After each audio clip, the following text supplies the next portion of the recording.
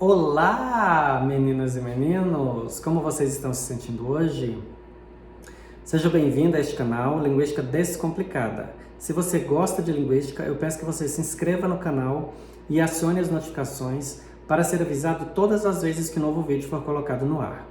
Nós já estamos numa nova fase do nosso projeto de extensão, agora falando sobre Chomsky.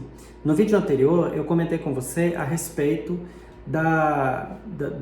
do modo como Chomsky consegue explicar a questão de que, dada a complexidade da língua e todas as suas nuances do ponto de vista organizacional, sistêmico, das regras, da gramática, enfim, toda essa complexidade, se não houvesse em nós, usuários da língua, algum tipo de mecanismo que garantisse o uso de maneira eficiente de toda essa questão linguística, seria impossível que nós tivéssemos domínio sobre isso, justamente por conta da complexidade.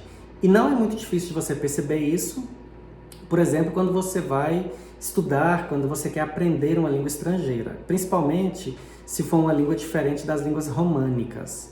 As línguas românicas são francês, português, espanhol, italiano e todas essas línguas que têm essa raiz, essa ramificação oriunda do latim. Se você for estudar, por exemplo, um russo ou um alemão, que não é uma língua românica, você vai perceber a dificuldade que você vai ter sobre todos os aspectos. O aspecto fonético-fonológico, o aspecto morfológico, o aspecto sintático, o aspecto semântico. Isso por quê? Por conta justamente dessa complexidade que é inerente ao sistema organizacional das línguas. Isso já tinha sido demonstrado e já tinha sido trazido à tona pelo estruturalismo, que é a escola que nós vimos no início dessa etapa deste canal, que é um projeto de extensão, quando nós começamos a falar sobre os teóricos. Agora, levando em conta todos esses aspectos ligados à complexidade, então, se não houvesse dentro de nós algum mecanismo que garantisse o desenvolvimento da capacidade linguística, considerando essa complexidade, seria então impossível para nós conseguirmos desenvolver esta habilidade. Aí você fala assim, mas qual que é a relação que existe entre o desenvolvimento da língua materna e o desenvolvimento da língua estrangeira? A questão é que quando você já tem adquirido a língua materna, isso acontece durante a fase crítica, eu falei sobre isso lá no início, num vídeo específico sobre a aquisição da linguagem. Se você não viu, volte lá e veja. Depois que passa a fase crítica, o nosso cérebro é como se ele fechasse as comportas relacionadas a esse período de aquisição de linguagem, e aí ele vai abrir comportas para outras habilidades que são necessárias para a nossa evolução biológica e da nossa mente. Agora, se você adquiriu uma língua materna, você precisa levar em consideração que até certo ponto as línguas seguem uma mesma estrutura. E isso não foi o estruturalismo que falou, não foi o Chomsky, foram outros pensadores de um momento, de um movimento conhecido como gramática geral ou gramática de Port-Royal. E esses dois pensadores são Arnaud e Lancelot, eles que idealizaram essa gramática geral ou gramática racional, e essa gramática geral ela dá conta justamente desse indicativo, de que até certo ponto as línguas seguem uma estrutura que é padronizada, então segue um princípio geral, e segundo esses pensadores, esse princípio geral ele estaria de alguma forma conectado à nossa capacidade racional, de raciocínio lógico. Para desenvolver a teoria do gerativismo, o Chomsky faz uso de algo relacionado a esse momento, dessa gramática geral, dessa gramática racional. Eu vou falar sobre isso mais para frente, quando começar a falar mais dados a respeito do gerativismo. Agora, você consegue aprender uma língua estrangeira levando em conta toda a sua complexidade, porque você já tem domínio sobre a sua língua materna. E mesmo que o alemão não seja uma língua românica, e isso de alguma forma é um dificultador para que nós aprendamos o alemão ou o russo, por exemplo, mas como até certo ponto as línguas seguem um princípio geral, e isso baseado numa questão lógica, racional, então é possível que nós aprendamos uma língua estrangeira, por mais que ela seja complexa e por mais que ela tenha tantas diferenças em relação à nossa língua materna. Então, o Chomsky vai dar conta de explicar essa questão desse inatismo linguístico e dessa capacidade de desenvolver a linguagem através de uma espécie de dicotomia, mas não é uma dicotomia, tá? O Chomsky não trabalhou com essa noção dicotômica, como foi Saussure, que seria a competência linguística e o desempenho linguístico. Eu falei sobre isso no vídeo anterior, se você não viu, volte lá e veja. E essa ideia de competência e desempenho tem a ver, a competência tem a ver com a capacidade que nós temos para formar frases, mesmo aquelas que nós nunca ouvimos ou nunca tenhamos dito, e essas frases, elas têm, seguiria então aquela lógica da gramática geral que eu falei há pouco, de um princípio geral, estrutural. E aí a competência está associada então à possibilidade que eu tenho de gerar frases a partir de uma regra mínima, fazendo os devidos ajustes necessários para que essa frase faça sentido. Eu vou desenvolver melhor essa ideia nos vídeos que virão na sequência. E o desempenho teria a ver com o fato de eu colocar em uso essa possibilidade de formar frases e fazer então essas frases dependendo da necessidade. Agora, a questão é que o desempenho ele pode ser afetado por fatores extralinguísticos. E esses fatores extralinguísticos, eles em nada comprometem a competência, porque a competência é inatingível. Até no vídeo anterior eu falei com você que a competência de alguma forma estaria associada ao conceito de língua. Não é a mesma coisa, tá? Mas você pode fazer algum tipo de associação. Isso por quê? Porque dentro do princípio do Saussure, a língua, que é o sistema de signos, também é algo intocável, que a gente não consegue transformar e nem modificar por vontade própria. Todas aquelas questões do conceito de língua sobre as quais eu falei lá na sequência sobre o conceito de língua, dentro das dicotomias. Se você não viu, volte lá e veja para você entender melhor. Então, mesmo que o desempenho sofra algum tipo de manifestação, isso de forma alguma afeta a competência, porque ela, da mesma forma que o conceito de língua, ela é algo intocável, inatingível, que a gente não consegue manusear e manipular.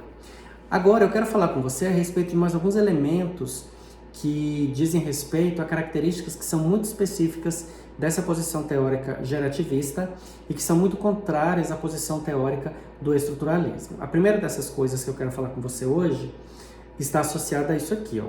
Dentro de cada um de nós está a capacidade de desenvolver e entender a língua materna, mesmo sem ter tido instrução específica para isso. Você pode observar que todas as crianças, elas têm um desenvolvimento linguístico que é gradativo, e se você se lembra dos primeiros vídeos que eu coloquei nesse canal, associados à aquisição de linguagem, inclusive no vídeo, agora não me lembro se é no vídeo anterior ou se é no anterior ao anterior, eu até coloquei o link para você voltar lá atrás e rever o vídeo que eu falo sobre aquisição de linguagem, no momento em que eu disse que existe uma condição, que é uma condição exigida para que a linguagem seja, essa capacidade linguística, essa competência linguística seja aflorada. Eu até fiz associação com grão de feijão, que se você colocar ele em cima da mesa, provavelmente ele não vai germinar, mas se você estimulá-lo através do nível de umidade e etc., ele vai germinar. Isso porque ele já tem constituído dentro de si a questão genética, da mesma forma que nós, segundo o princípio do gerativismo, temos essa capacidade para desenvolver a linguagem, mas nós precisamos de certos estímulos. Um desses estímulos é a audição, mas a audição não é condição sine qua non, porque se fosse assim, as pessoas surdas não desenvolveriam a linguagem, mas a audição é uma dessas possibilidades. A outra, que esta sim, é imprescindível, é a convivência com outros usuários, com outras pessoas que usem o idioma. Tanto que a criança surda, apesar de não ouvir e isso de alguma forma atrasar o desenvolvimento linguístico dela ou modificar a forma como a capacidade linguística de uma criança surda é desenvolvida, mas não impossibilita. Agora, a convivência com outras pessoas, isso para uma pessoa surda, ouvinte, que tenha deficiência visual ou não, se não houver a convivência social, a capacidade linguística não vai desenvolver.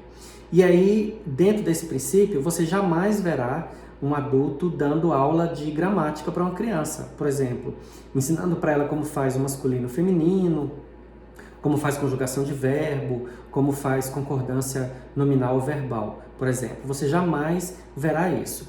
Essas questões linguísticas e gramaticais, elas são desenvolvidas gradativamente através da convivência. Com a audição isso é mais rápido, mas mesmo para as crianças surdas isso também ocorre. Claro que seguindo as regras da língua que eles utilizam, que é diferente da nossa, a nossa língua é português. Para o surdo, a língua, no caso do Brasil, é a Libras, a língua brasileira de sinais. Mas a criança surda ou a criança ouvinte, elas precisam da convivência social. O Vygotsky já falava isso, lá nas questões da psicologia social, que a convivência, a interação, essa vivência social mesmo, se ela não houver, todas as outras capacidades cognitivas serão prejudicadas, incluindo a capacidade linguística. E aí então, eu já falei com você que uma das questões gramaticais que são mais difíceis para uma criança em fase de aquisição absorver diz respeito à conjugação dos verbos, principalmente ao passado, presente e futuro, porque para eles é complicado, eles ainda estão em processo de amadurecimento cognitivo e têm uma certa dificuldade de entender ontem, hoje e amanhã.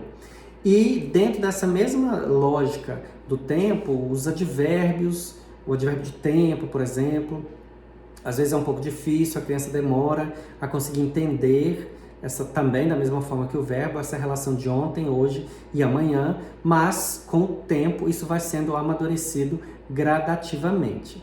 Então, nós temos uma competência linguística que permite que nós possamos fazer uso da língua. E a convivência social é a situação imprescindível para que essa habilidade, que já é natural em nós, que segundo os estudos mais recentes está associada até mesmo à nossa questão genética, essa convivência social é imprescindível para que isso desenvolva. Então eu vou ler mais uma vez o que eu acabei de ler para poder alinhavar melhor com isso que eu disse na sequência. Dentro de cada um de nós está a capacidade de desenvolver e entender a língua materna, mesmo sem ter tido instrução específica para isso. O que precisa é a convivência. Então, mesmo os conceitos que são mais complexos, os conceitos linguísticos, para que uma criança consiga desenvolver, isso vai sendo absorvido gradativamente pela convivência social. É como se nós fôssemos uma esponja ou um pano de alta absorção que em contato com a água absorve. A nossa questão de absorção é o contato com outras pessoas que usem a língua. No caso da criança surda, a língua de sinais. No caso do ouvinte, a língua materna, que no nosso caso aqui do Brasil é o português. Uma outra questão, que é um outro ponto de vista que difere os gerativistas dos estruturalistas. Para os estruturalistas, a tarefa do linguista é descrever as línguas como se apresentam. Então lembra que até o Saussure priorizou a sincronia, que tem como palavra-chave descrição. Então, do jeito que a língua está naquele momento, o estruturalista vai fazer a sua descrição. Então, descrever as línguas como se apresentam. Desconsiderando a sua história, o Saussure aboliu a diacronia. Então, para ele, estudar histórico de língua era descobrir particularidade desnecessária. Embora, você sabe, eu já falei sobre isso, que o Saussure começou justamente estudando gramática histórico-comparativa, que era do Franz Bopp. Mas, num dado momento, ele abandona isso por conta desse ponto de vista dele de que estudar histórico de língua é descobrir particularidade desnecessária. Então, o estruturalista privilegia o aspecto sincrônico, como eu acabei de dizer, em sua manifestação no eixo sintagmático. O que o Chomsky e os gerativistas vão pensar sobre isso?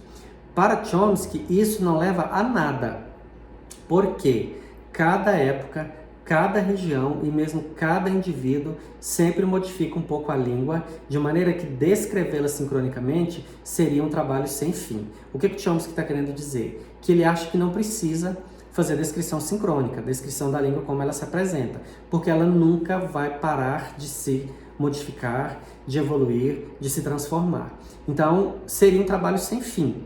Claro que existe um objetivo para isso, né?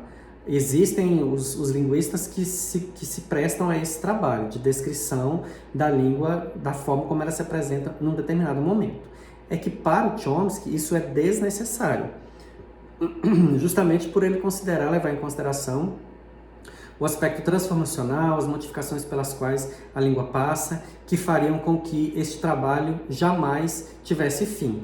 Então, um trabalho de descrição da língua num estado determinado, para o Chomsky, seria algo sem muita utilidade, justamente pelo fato de que as línguas vão se modificando e se transformando com o tempo.